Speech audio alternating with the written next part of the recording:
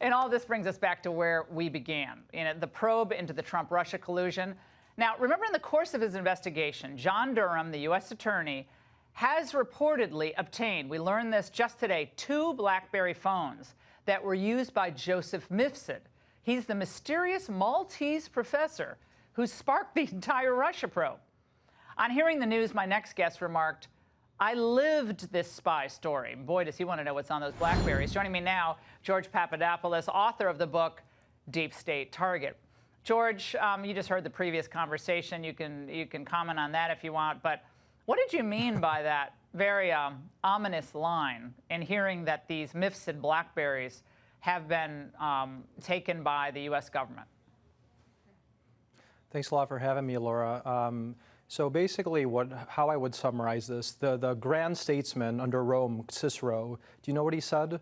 He said that a nation can survive the ambitious and the fools, but it can't survive treason from within. What I think happened in 2016 and all the events surrounding the 2016 campaign and the spying that took place on me and Michael Flynn and others was tantamount to treason. What happened was there was an intelligence agency with an axe to grind against both candidate Trump and obviously President Trump, where we see the Russia hoax now evolving into Ukraine Gate. This is not going to stop. I predicted that Joseph Mifsud, the individual whose both his BlackBerries are now in the hands of the DOJ, was a Western intelligence agent. I wrote about it in my book, exactly how I came into contact with this person, who introduced me to him, and what he wanted. Something I did not know, and something that actually surprised me very much, is that Joseph Mifsud was also spying on Michael Flynn just 2 months before he started his encounters with me. So we're going to get to the bottom of exactly how both Michael Flynn and my fates have intertwined in this very bizarre story. Now, George, this was about what, December 2015? Was that when you first encountered him or came into contact with Mifsud? Well, what happened was I first joined the Ben Carson campaign, I think in December of 2015 until February of 2016. And as soon as I joined that campaign, I had various State Department officials in London and in other capitals around the world probing me, asking me all about Ben Carson, what he was up to, and what the campaign's platform was all about.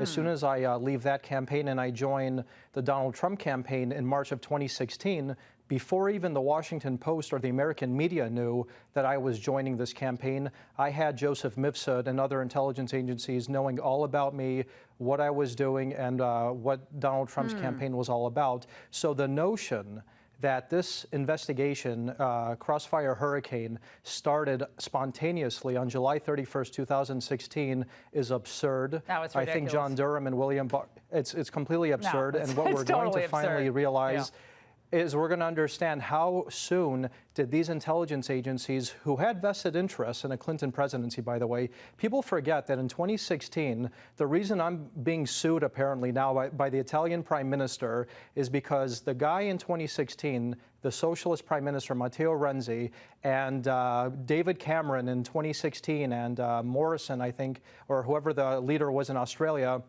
in 2016, these people detested Donald Trump's America First platform. While America First might have been music to the ears of Americans, it was vitriol to the globalist agenda. Yeah, George, that's a great way to end this, because he represented, Trump, an existential threat to the global order that they wanted to keep. They wanted to keep this whole racket going with globalism, and Trump was the skunk at that globalist picnic. George, thanks so much. All right, stay there. A lot more coming up.